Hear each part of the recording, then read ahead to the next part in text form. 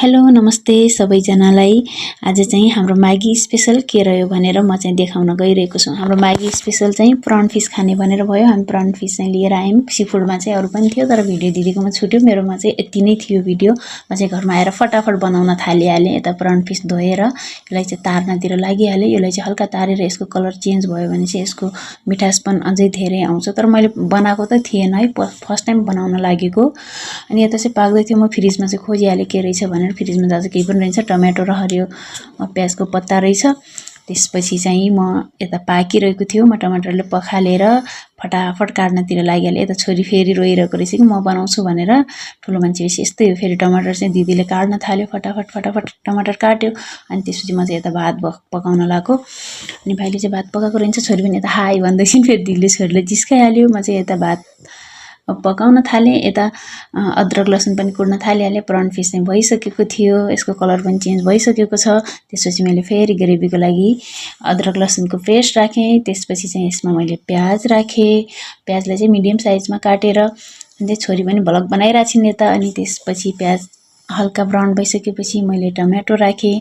Tomato चाहिँ एकदम धेरै पाक्नुपर्छ। अनि त्यसपछि चाहिँ पुरै ग्रेभी भएपछि मिठो हुन्छ। छोरी फेरि आएको कि यता मोबाइल दिनु भने अर्को छोरी चाहिँ रुन थाल्यो मोबाइल लग्यो भनेर। अनि यता चाहिँ ग्रेभी बन्न थालिसकेको थियो। मैले चाहिँ घरमा नर्मली जे खान्छौँ त्यही मसलाहरू प्रयोग गरेँ।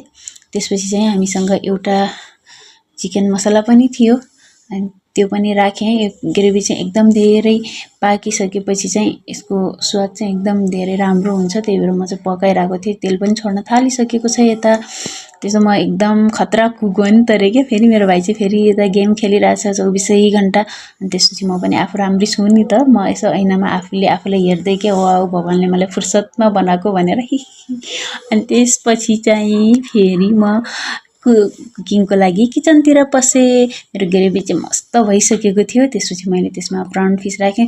तर मेरो हातमा काँडा बिज्यो, यस्तो दुख्ने रहेछ। अनि भात पनि पाक्यो तर पानी धेरै भएको रहेछ। मैले अलिकति फ्याँकेँ।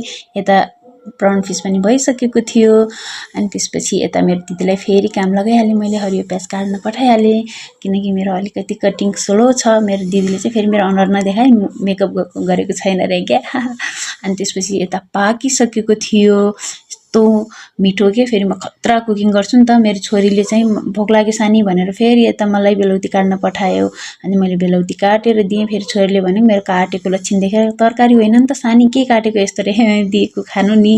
यता फेरि दिदीलाई ढाड दुख्यो भनेर छोरीले मालिस गर्दै थियो। यता चाहिँ पाकिसकेको थियो खाना। हामी चाहिँ खानालाई रेडी। फेरि यसो सोचेको त मैले कपडा धोएको थिएँ, मैले सुकाइ बिर्सेको रहेछु।